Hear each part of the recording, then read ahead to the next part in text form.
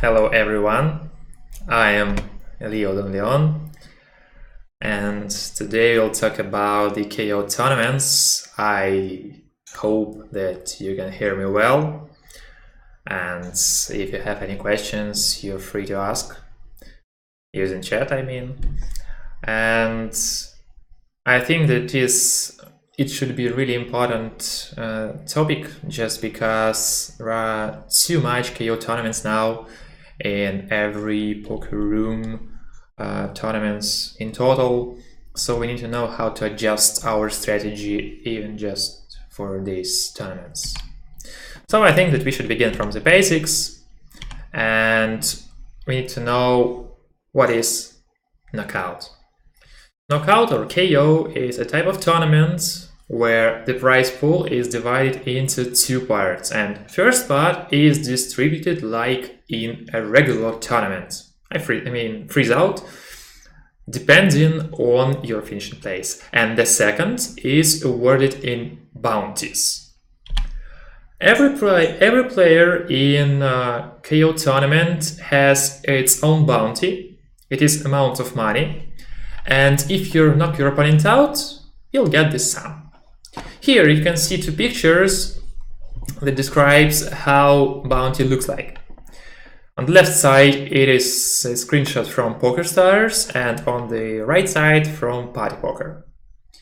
And here you can see the amounts of money that you can earn by eliminating him on PokerStars, and here on Party Poker. Just be careful that on Party Poker you'll get only a half of this sum, and on PokerStars you'll get all these $40 KO.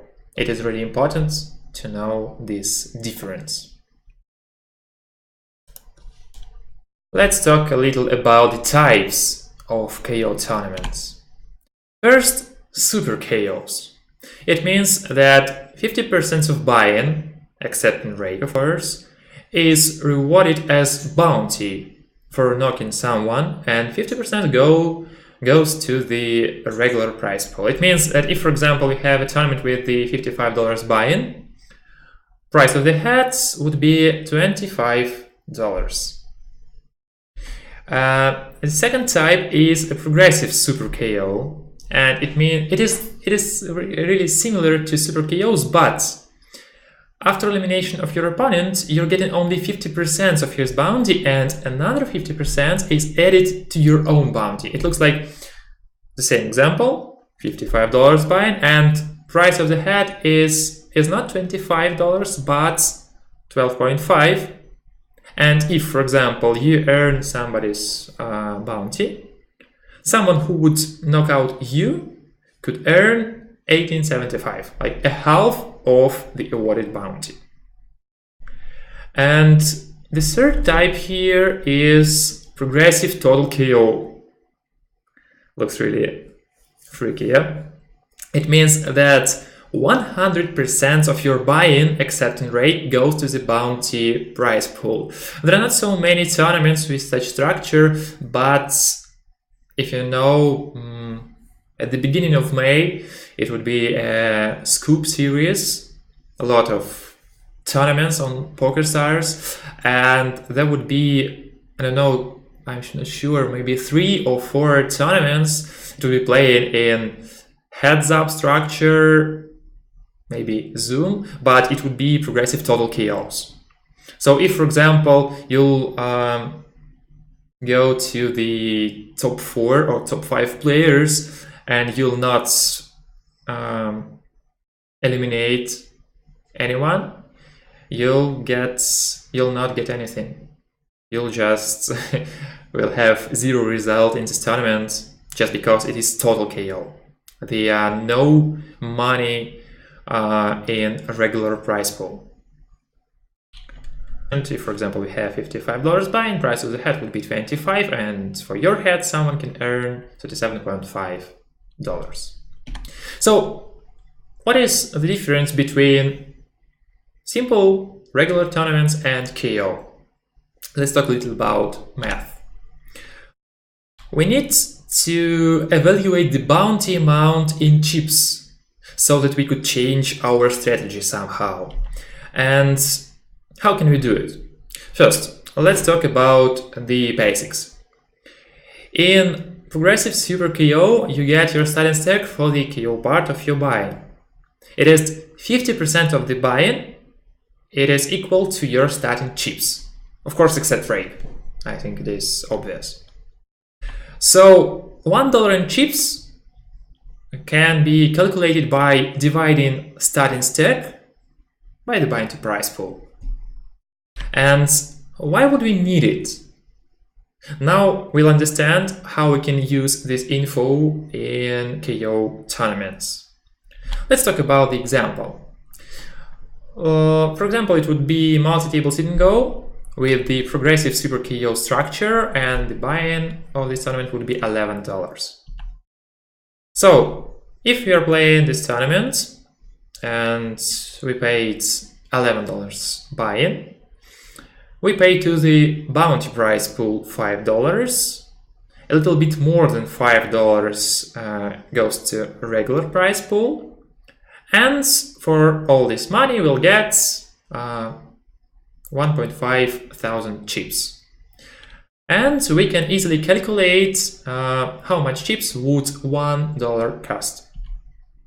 So we need to divide starting chips, 1.5 thousand, by $5 bounty price pool, and the answer is 300 chips. And now I'll show you how to use this info in practice. Let's say that hero raises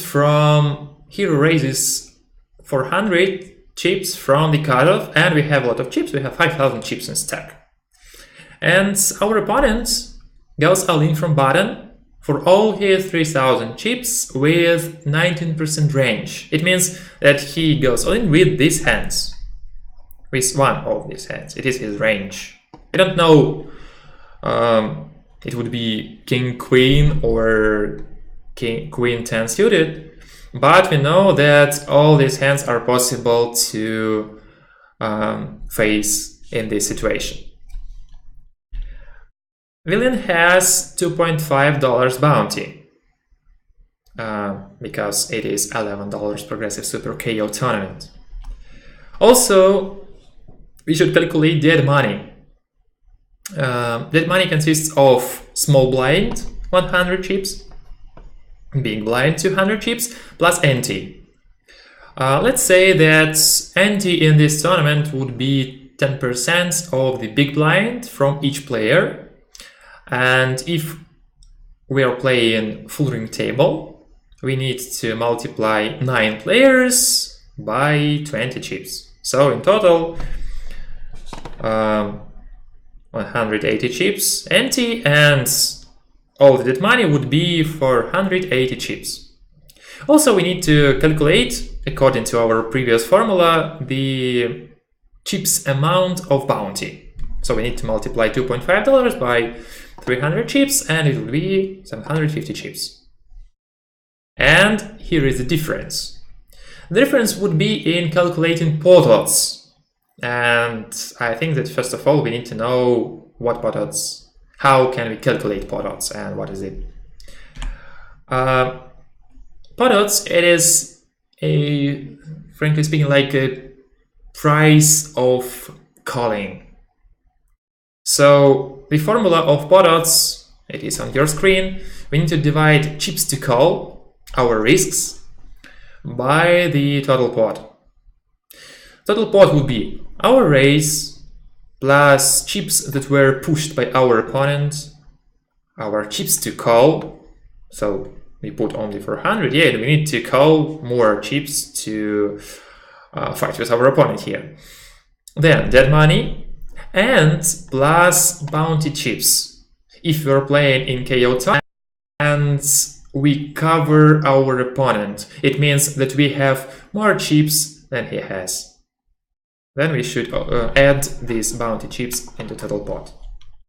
So if you count the pot odds in this situation, and let's imagine that we don't cover him, so we need to divide chips to call. 2.6 thousand. Where did I find this number? Look here.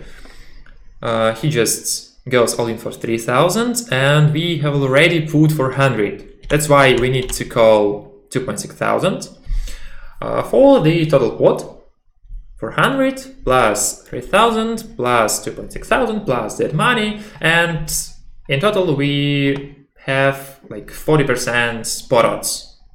So our equity of our hand should be more than 400 to call in this situation. 40%, sorry. Our equity should be more than 40%. And if it's say that, like second example, we cover our opponent, we have more chips, then the difference will be here. We should add the bounty chips to the total pot, and our pot odds here would be not 40%, but 36, let it be. You can say, look, only 4% difference. Is it really important? And I would answer you, yes. Just look at the screen. Here is the difference in our calling range depending on this low difference, yeah? So if, for example, we are playing with bounty, we cover our opponent, then we should call with 32% of hands, like really big amount of hands. And if we are not, we can call only with like 18%. Look, difference here is almost like 2 times. And it is only 4% of equity. Maybe if you don't know how to work with these ranges and you don't know how to calculate the range using Equilab, let me show you. You can download from pokerstrategy.com this software. It is totally free. And let's imagine this situation that we are playing against our opponent in KO tournament, as I mentioned before, and he goes all in, and we need to have 40% equity. And we need to understand which hands can we use here. So, first we need to say how our opponent's range looks like. Let's create another range, not like it was an example. Let's say that our opponent is really tight and he doesn't want to gamble and he would push only with strong hands. Let's say like from sevens, strong suited ace, strong off-suited ace, maybe king, queen suited, and that's all. Let's imagine that he is a really tight person. And we need to know which hands can we call. We should click Tools and then Hand Range Calculator. As you can see here, we need 40% equity. Here we need to type our minimum required equity and calculate. Here you can see our calling range versus him if he is a tight player. And let's compare. Let's say that we need to have not 40% but 36. Again, the same. But here we need to put 35, 96. And our range increases. So it is easy to calculate our calling range using Equilab, but be careful, it is not allowed to open Equilab while you're playing on PokerStars, Party Poker, and so on. So you just need to work with this calculator while you are not playing, while you are not at the tables, because it can be punished. Your account could be blocked. So I think that now you understand that there is a huge difference in like similar situations in different kind of tournaments, like in regular tournament and KO. You just need to know how to calculate the like bounty price in chips, and you need to calculate your equity.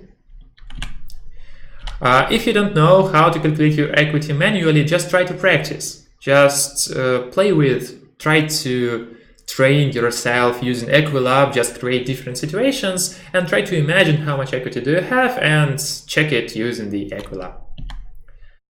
Be careful. You have to adjust to the stage of the tournament while evaluating opponent's bounty. What does it mean?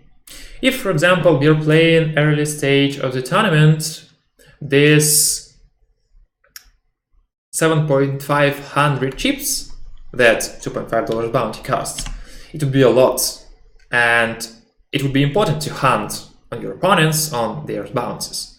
But at the end of the tournament, the same amount of chips could be less than one big blind, and it will not affect your pot odds a lot. So this immediate cash shouldn't deceive you. You just need to think strategically, and you need to know that all the money are on somewhere near the first 3 places, and the biggest KOs are also somewhere there near the first 3 places. That's why we shouldn't take a lot of risks to earn this starting bounty if you're playing late stage of the tournament. It is really important, just guys, be careful. The next tip that you need to know while playing the KO tournaments, you should decrease your showing ranges.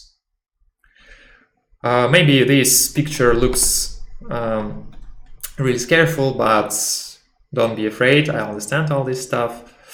Just a little theory. In KO tournaments, as you know, your opponents like to call for your bounties because they just want to earn some money, not even getting, just till getting the prizes, the ITM zone. So they are calling a lot. Their calling ranges are really wide. And look, here is our graph of open push of our shove, and look at this falling. It is almost like minus 90 degrees falling till only 40% of our opponent's calling range. It means that if your opponent calls a lot versus you, you need to decrease your pushing range. And look, it decreases really fast. And only here, when your opponents start to call with almost every second hand, you can a little bit increase your pushing range. Why that happens? Let's imagine that our shoving range consists of 2 parts, like 2 parts. Here, we can say it would be strong hands, like pocket aces. And these hands want to be called, and they earn chips by calling. And there are weak hands, and they don't want to be called. And if you are playing in KO tournaments, in comparison with the regular tournaments, these hands, weak hands, they would be called much more than in regular tournaments. And they will not earn. They would just lose a lot just because our opponent would call almost every time with the strongest hands, stronger hands than we have. That's why we need to just put these weak hands away and just play only with strong hands. That's why we should decrease our shoving range. Hello guys, welcome to our theory stream. It is like the 3rd tip, if I'm not mistaken. Next, you should take the 1st place. It is really important in KO tournaments just because there is a huge difference between 1st and 2nd places in prizes. Look, if you win the tournament, you'll double up your bounty. It is, you'll take your opponent's bounty as usual and yours as well. So look at the difference. It is screenshot from $11 progressive super KO, and here we can see that for the 1st place this guy earned only almost like 300 chips. $300, yeah. And this Lithuanian guy for the 2nd place earned only 100. So look, it is really huge difference. And you can afford yourself to take additional risks because of this difference. So for example, if you are playing 4 max or 3 max, you need to know that you need some chips to play heads up, because there is the biggest amount of money in this turning stage. So you should take the first place, and it is not suitable for you to be the second or the third, because the difference is too huge. And here you can see the screenshot from the 3 max of this $11 Super KO, Progressive Super KO tournament. And let's talk a little about the strategy of each opponent in this situation. Let's start from the shorted stack, SBJ1000. He has a little bit more than 13 big blinds, and we need to create a strategy for him. First, you need to keep in mind that if, for example, we are short stack, our bounty is really huge. It is almost like 2 buy-ins, and because of this stuff, we expect our opponents to call our pushes with wider ranges than usual. So we, as a shorted stack, should decrease our shoving ranges just because of this stuff. And we need to know that we need chips to stay alive. So our main strategy here would be play careful, and our goal, our best opponent here, the most vulnerable player, would be the second stack, Geodasis 23. Versus him, we should make resteals, should open shove against him, just because it would be painful for him to call us, because if he had mistake, he would lost almost all his chips, and with the big probability he'll lose this tournament on the third place. And it is about the short stack. If I were him, if I would play with the second stack, I would play in different way, just because first, we need to earn this bounty. Second, we are playing now like for the second place, because there is a huge chip leader and he will not give us his first place for free, and we need to have strength to fight with him. And how can we strengthen ourselves? We just need to get some chips, and here we are. We need to play, we need to fight against him because of his huge bounty and because of his chips. Because if, for example, we'll pick the wrong strategy, we'll say, okay, I think that chip leader could easily eliminate this short stack. I'll wait till it happens, and then I'll try to win somehow in the heads up and so on. It is wrong strategy. It is very bad strategy for you as a second stack, just because, as I mentioned on the previous slide, we should take the first place because of the huge difference. And if, for example, we'll wait, and let's imagine that chip leader succeed in this fight versus short stack, and will appear in heads up, then he would have almost 100,000 chips and will have only 35,000. So it would be really difficult for us to win in this situation. So we shouldn't wait, and we should fight, especially against the short stack. Also, we shouldn't risk against him, just because it would be like a present for the short stack if, for example, we'd go all in, get called by the chip leader, and we'll lose.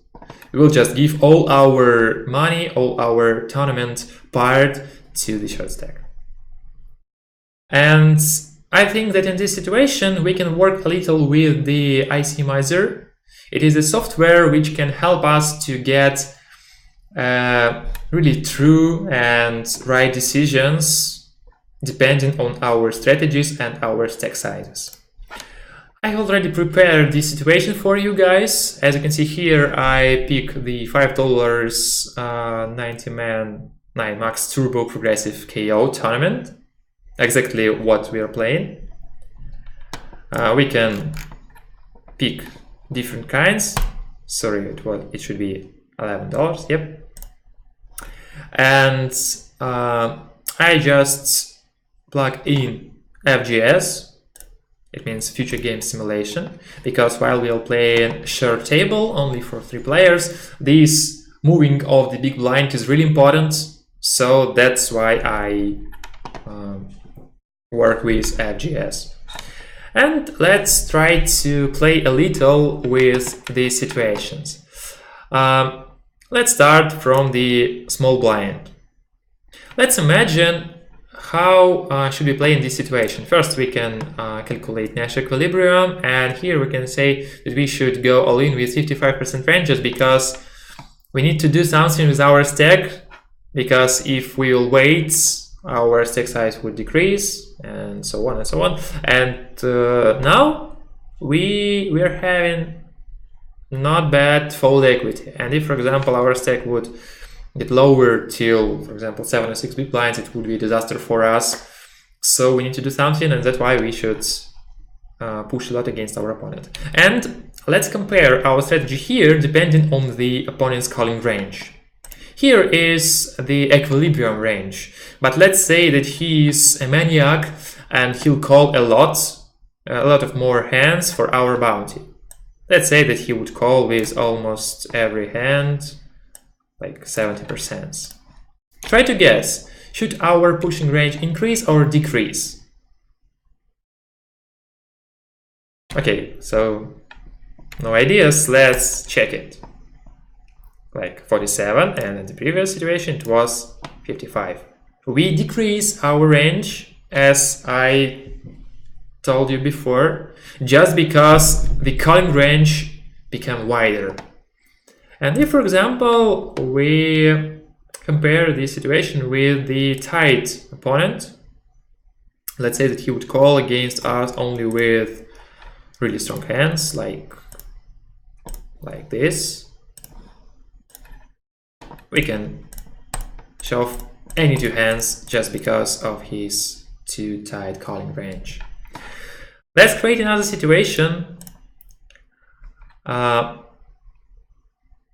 It would be really interesting. Let's say that we decide to raise from bottom for 2 big blinds, and our opponent on big blind decides to go all in.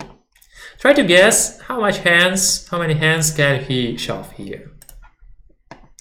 As you can see here, based on the Nash equilibrium, our opponent can shove 29% of hands, but only if we are opening such big range, and we would call here with pocket deuces, king 10, king jack, and so on. But let's imagine that we would call not so many hands. How much percents can our opponent shove in this situation? Let's say that he decided to raise for 40%, and he would call not so wide. Let's say that he would wait for the short stack, that he doesn't want to call here, something like that. Then I think that hero push should be really wide and any 2 hands. Maybe it looks like a mistake. How can we go all in with 5 deuce offsuited? It is all just because of the ICM, about the money pressure, and because of the button's very wide opening range and this poor calling range. Here we can go all in with any 2 hands, and it will not be a problem. And if, for example, we come back to our middle stack, let's name him middle, and we want to know how much can we shove here.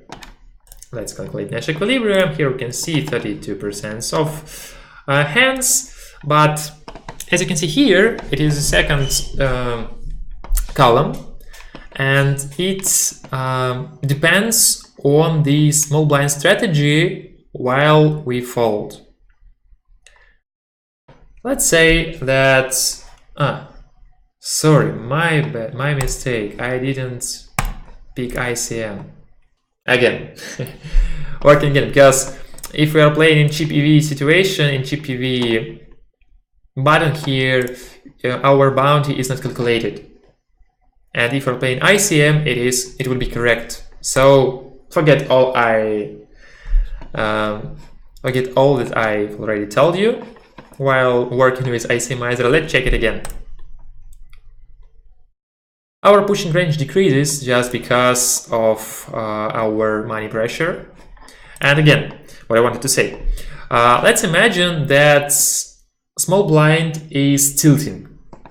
Small blind is a player who, for example, lost in the previous hand versus him or versus us, doesn't matter, and he has low stack, and we know that he would go all in with any two hands.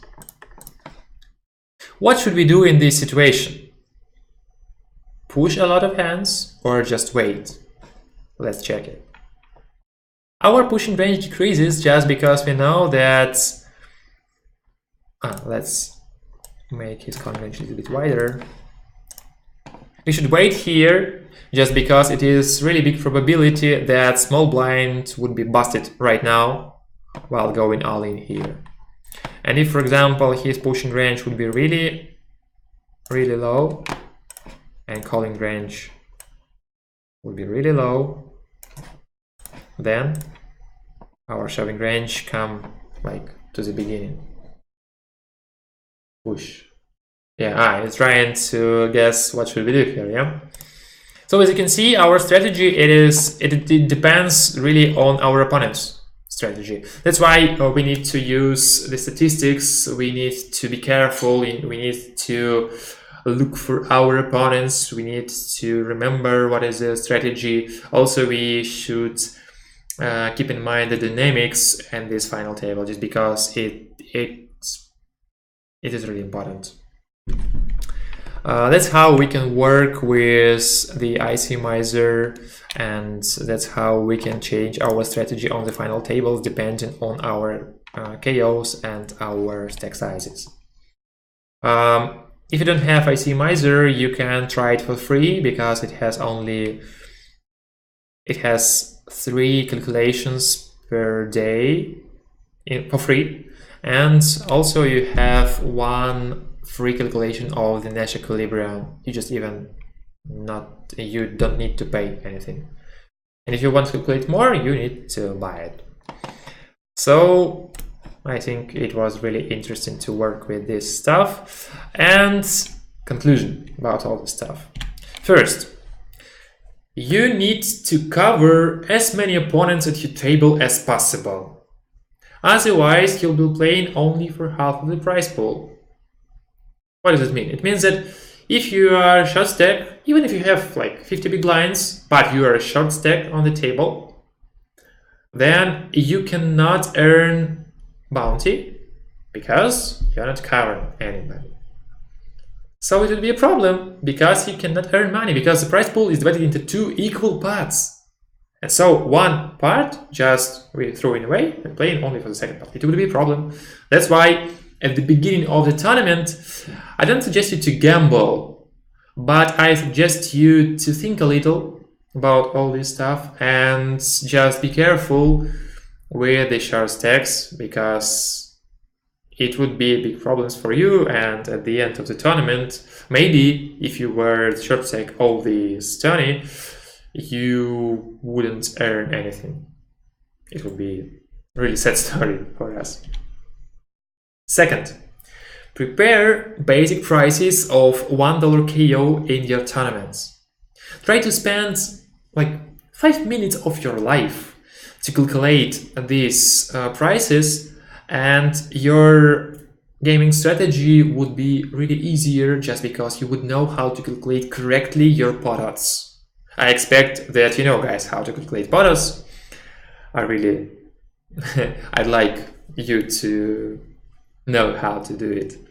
And remember, you need to compare these pot odds with your equity, and if your equity is more than your pot odds, including the bounty chips, then you can call. If it is not, you can't. It is easy. Third, it is really important that, like maybe 2 months ago or a little bit more on Party Poker, we have no difference between payouts for first and second places. So while you're playing heads up on Party Poker in KO tournament, you're just fighting only for the KO amount.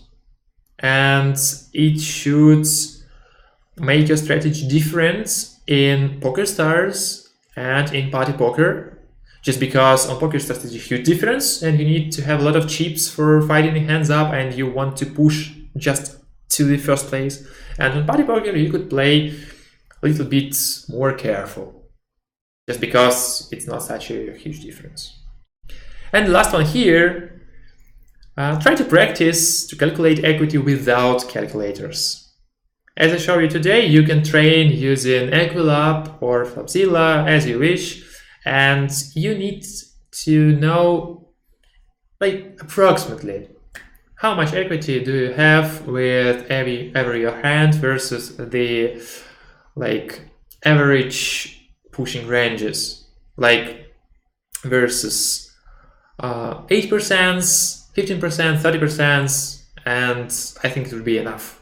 Just 3 ranges.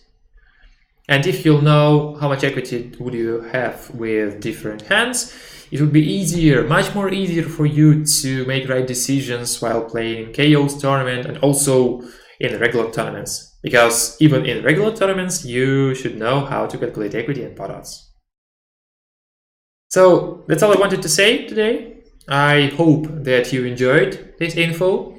If you have any questions, you can put them below this video and I'll answer it later. And also, if you are interested in some lessons or some coaching sessions, you can ask our manager for individual course with me or for a group course, because we have an interesting suggestion for you, because we have an agreement with poker rooms that can pay for your education. And if you're interested, try to contact with our manager and he'll help you to get this info. So glad to see you. See you in next videos and bye.